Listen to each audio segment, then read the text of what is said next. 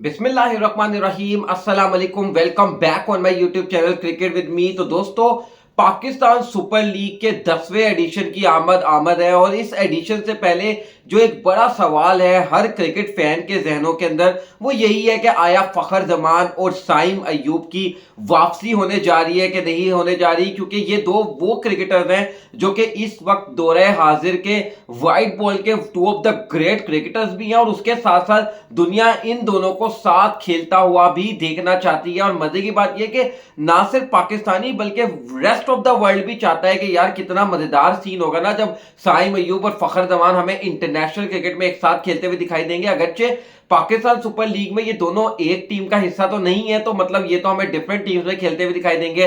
For example जो पेशावर जल्मी है उनके लिए साइम अयूब ओपन करेंगे अलॉन्ग विद बाबर आजम, जबकि लाहौर कलंदर्स के लिए ओपन करेंगे फखर जमान। लेकिन जब ये दोनों फिट हो जाएंगे और पीएसएल के जरिए अपनी इंटरनेशनल क्रिकेट में भी वापसी कर लेंगे, तो फिर ये इंटरनेशनल क्रिकेट में जब बांग्लादेश पाकिस्तान का टूर करेगा तो वहां पर ये दोनों खिलाड़ी हमें एक साथ ओपन करते हुए दिखाई दे सकते हैं। आखिर क्या है अपडेट इन दोनों के हवाले से, उस हवाले से बात करेंगे। तो वहीं दूसरी तरफ अली तरीन, मुल्तान सुल्तान के ओनर अली तरीन, जो कि पाकिस्तान सुपर लीग से मुंसलिक टीम के ओनर हैं, वो अजीबो गरीब बातें करते हुए दिखाई देते हैं। अब उन्होंने एक नई बात की है और उन्होंने बात कहीं ना कहीं हकीकत पे मबनी की है, लेकिन इस समय पर ऐसी बात करना समय से बाहर है। उन्होंने कहा कि पाकिस्तान सुपर लीग दूसरे नंबर की बेहतरीन टीम नहीं है, बल्कि उन्होंने कहा कि मेरी नजर में तो पाकिस्तान सुपर लीग दुनिया के टॉप 5 के अंदर भी नहीं आती। आखिर क्या कहा है अली तरीन ने और क्यों कहा है अली तरीन ने, इस सवाल से भी करेंगे बात। मगर सबसे पहले आप लोगों से हमेशा की तरह दरख्वास्त है कि अगर नए व्यूअर्स हैं तो हमारे इस YouTube channel cricket with me को कर लीजिए सब्सक्राइब और साथ ही साथ बेल के आइकन को लाजमी हिट करिएगा। तो बस बातचीत का आगाज कर लेते हैं लाहौर कलंदर के फखर जमान और पेशावर जल्मी के साइम अयूब के हवाले से। यार ये दोनों क्रिकेटर्स के हवाले से आप लोगों को पता है ये दोनों ही इंजरी का शिकार है। और मजे की बात ये, अच्छा, दो तीन चीजें हैं जो कि मैं आप लोगों को यहाँ पर मजे की बातें बताऊंगा। नंबर वन, ये दोनों ही हार्ड हिटिंग ओपनिंग बल्लेबाज, दोनों ही ओपनिंग बल्लेबाज हैं, दोनों ही हार्ड हिटिंग बल्लेबाज हैं, दोनों ही लेफ्ट हैंडेड बल्लेबाज हैं और दोनों ही पाकिस्तानी टीम के वो खिलाड़ी हैं जिनके बारे में कहा जाता है कि मॉडर्न डे क्रिकेट इनसे बेहतर कोई नहीं खेल सकता। और दोनों ही फुट इंजरी की वजह से टीम से बाहर हुए हैं। दोनों खिलाड़ियों को जो है वो फुट की इंजरी हुई थी। जो आपको याद होगा कि ये साइम अयूब ये केप टाउन टेस्ट मैच में साउथ अफ्रीका में इंजर्ड हुए थे।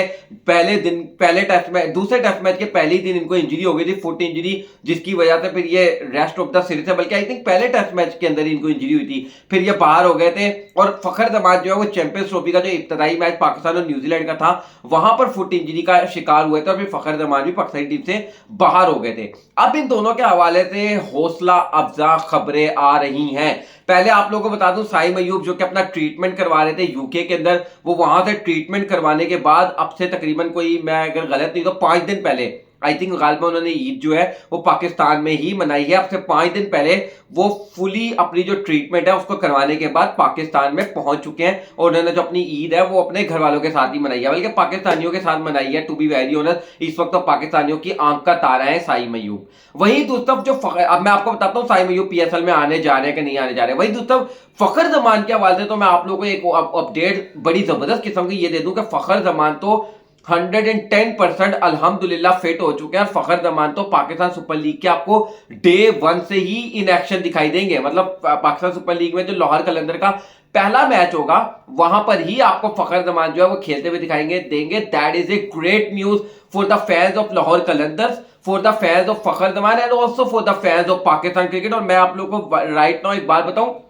हम लोग बाबर आजम के बड़े मद्दा हैं, बाबर की बड़ी बात की जाती है पाकिस्तान में, कुछ लोग रिजवान की बात करते हैं, लेकिन ये वाली बात बिल्कुल हकीकत वाली बात है कि अगर आप खाली 2 फॉर्मेट की बात करोगे ना, या व्हाइट बॉल क्रिकेट की बात करोगे, वनडे और टी20 की, तो फखर जमान से बड़ा बल्लेबाज या फखर जमान से बड़ा मैच विनर आपको पाकिस्तान में नहीं दिखाई देगा राइट नाउ। ऑल्दो जो दूसरा खिलाड़ी है जिसका आज की इस वीडियो में मौजूद बहस है, यानी कि साइम अयूब, वो उन्हीं नक्शे कदम पर चल रहे हैं, फखर जमान के नक्शे कदम पर चल रहे हैं। और आने वाले दौर में ऐसा लगता है कि फखर जमान की जगह जो फखर जमान रिटायर हो जाएंगे, ऑल्दो साइम अयूब तो खैर अभी पाकिस्तानी टीम में आ चुके हैं, लेकिन फखर जमान का जो रोल है उसको टेक ओवर कर लेंगे साइम अयूब। तो फखर जमान बाय द वे खैर आपका एक सबसे बड़ा मैच विनर है, फखर जमान के लिए तो बड़ी अच्छी खबर है। साइम अयूब के हवाले से अलबत्ता खबर ही है कि साइम अयूब पाकिस्तान तो लैंड कर गए, पाकिस्तान उनके ट्रीटमेंट से आ गए, लेकिन उनके हवाले से कुछ बहुत ज्यादा अच्छी खबरें नहीं आ रही। मतलब मैं ये नहीं कह रहा कि वो पीएसएल में इन एक्शन ही दिखाई देंगे, लेकिन हाँ मैं ये जरूर कह रहा हूं कि वो आपको पाकिस्तान सुपर लीग के पहले मैच से, इब्तदाई मैच से, यानी कि जो पेशावर ज़ल्मी का इब्तदाई मैच होगा उसमें इनएक्शन दिखाई शायद ना दें। यानी कि फखर जमान के जो साइम अयूब के हवाले से जो खबर है वो ये है कि शायद साइम अयूब को इब्तदा के 2 से 3 या 4 मैचेस जो है, या आधा टूर्नामेंट, क्योंकि आई थिंक पेशावर ज़ल्मी ने 10 मैचेस खेलने इब्तदा में, अगर सेमीफाइनल और फाइनल को हम निकाल दें तो उन 10 मैचेस में जो पेशावर ज़ल्मी के होंगे उनके इब्तदाई जो 5 मैचेस होंगे शायद, मतलब मैं आप ये वाली बात याद रखिएगा कि मैं आपको कंफर्म नहीं बात कर रहा क्योंकि कंफर्म ऑफिशियल न्यूज अभी तक आई नहीं है, लेकिन शायद से ये हो सकता है कि आपको साइम अयूब लाहौर का जो पेशावर ज़ल्मी है, मतलब चले मैं आप लोगों को आसान कर देता हूं, आसान करके ये बता देता हूं कि ये चीज कंफर्म है कि साइम अयूब आपको पीएसएल में इन एक्शन दिखाई देंगे, लेकिन ये चीज कंफर्म नहीं है कि आपको साइम अयूब पूरे पीएसएल में इन एक्शन दिखाई देंगे। वो एक मैच भी मिस कर सकते हैं, वो 2 मैच भी मिस करते हैं, वो 5 मैचेस भी मिस कर सकते हैं। लेकिन हाँ ये अच्छी खबर है, अगर आप पॉजिटिव वे में इसको देखना चाहेंगे तो वो मैं आप लोगों को बता दूं कि कहीं ना कहीं ये अच्छी खबर है कि जो 11 अप्रैल से पाकिस्तान सुपर लीग का आगाज होने जा रहा है, उस पाकिस्तान सुपर लीग में आपको बोथ फखर जमान और साइम अयूब, वो 2 क्रिकेटर जो कि पाकिस्तान क्रिकेट की इस वक्त जान समझे जा रहे हैं, वो दोनों आप लोगों को इन एक्शन दिखाई देंगे समवेयर इन द टूर्नामेंट। कहीं ना कहीं आपको टूर्नामेंट में ये दोनों ही इन एक्शन दिखाई देंगे, which is a great news. देखें राइट नाउ पेशावर ज़ल्मी को फखर जमान की जो साइम अयूब है उनकी अशद जरूरत है, क्योंकि बाबर आजम उनके एक ओपनर होंगे, बाबर आजम के साथ उनको साइम अयूब और बाबर आजम की जो जोड़ी बनी थी पिछले पाकिस्तान सुपर लीग में वो दुनिया ने देखी थी। वही दूसरा अगर आप लाहौर कलंदर की बात करें तो उनको फखर जमान, क्योंकि लाहौर कलंदर की जो तारीख का सबसे कामयाब बल्लेबाज है वो फखर जमान है। और बाय द वे लाहौर कलंदर के बारे में एक चीज मशहूर है, हम फैंस भी जानते हैं, हम लाहौरी भी ये चीज जानते हैं कि लाहौर कलंदर के लिए जो अच्छा करता है ना खिलाड़ी, जो बल्लेबाज खासतौर पर, अगले साल लाहौर कलंदर उसको रिवॉर्ड इस तरीके से देता है कि उसको टीम से ही निकाल देता है। मतलब ये तारीख गवाह है, मोहम्मद हफीज की तारीख आपके सामने है। मोहम्मद हफीज ने फाइनल जितवाया था लाहौर कलंदर को, अगले सीजन से लाहौर कलंदर ने मोहम्मद हफीज को ही बाहर कर दिया। अब्दुल्ला शफीक की मिसाल है, एक सीजन में लाहौर कलंदर के लिए टॉप स्कोरर रहे, अगले सीजन से लाहौर कलंदर ने बाहर कर दिया। फिर साहिबजादा फरहान, जिनकी अभी बहुत ज्यादा बादगश हो रही है, डोमेस्टिक में रनों के अंबार लगा रहे हैं, पिछले सीजन में लाहौर कलंदर की तरफ से सबसे ज्यादा रन बनाने वाले क्रिकेटर थे। अच्छा याद रहे, ये मैं खाली लाहौर कलंदर की बात करूं, पूरे टूर्नामेंट में नहीं, खाली लाहौर कलंदर की तरफ से सबसे ज्यादा रन बनाने वाले क्रिकेटर थे साहिबजादा फरहान। और इस सीजन में क्या हुआ कि साहिबजादा फरहान को लाहौर कलंदर ने फारिग कर दिया। लेकिन फखर जमान वो क्रिकेटर है जो कि हिस्ट्री में, पीएसएल की हिस्ट्री में कम से कम लाहौर कलंदर की तरफ सबसे ज्यादा रन बनाने वाले क्रिकेटर है फखर जमान, और उनके साथ लाहौर कलंदर कैरी ऑन करता है। ऑल तो अगर एक सीजन में हुआ था आई थिंक 2023 या 2024 के सीजन में कि जो लाहौर कलंदर थी उन्होंने फखर जमान को लीव कर दिया था, लेकिन हुआ यह कि उनकी जो फर्स्ट पिक थी वो लाहौर कलंदर की थी ड्राफ्ट के अंदर। तो लाहौर कलंदर ने क्या किया कि उनको वैसे तो छोड़ दिया था, लेकिन ड्राफ्ट के अंदर अपनी फर्स्ट पिक के अंदर फखर जमान को दोबारा से पिक कर लिया था। तो बहरहाल व्यूअर, ये हौसला अफजा खबरें हैं इन दोनों क्रिकेटर्स के हवाले से। आप वीडियो में आगे बढ़ते हैं और थोड़ी सी बात कर लेते हैं अली तरीन की। यार अली तरीन से एक सवाल पूछा गया, अली तरीन से कुछ लोग एक पॉडकास्ट के अंदर अली तरीन से सवाल पूछा गया पाकिस्तान सुपर लीग के बारे में। उन्होंने कहा मेरी नजर में जो पाकिस्तान सुपर लीग है ना वो नंबर 2 लीग में नहीं है इन द वर्ल्ड। उन्होंने कहा कि बल्कि मेरी नजर में पाकिस्तान सुपर लीग टॉप 5 के अंदर भी नहीं आती। अब याद रहे कि ये एक पीएसएल फ्रेंचाइज के ओनर है अली तरीन, वो ये बात कर रहे हैं।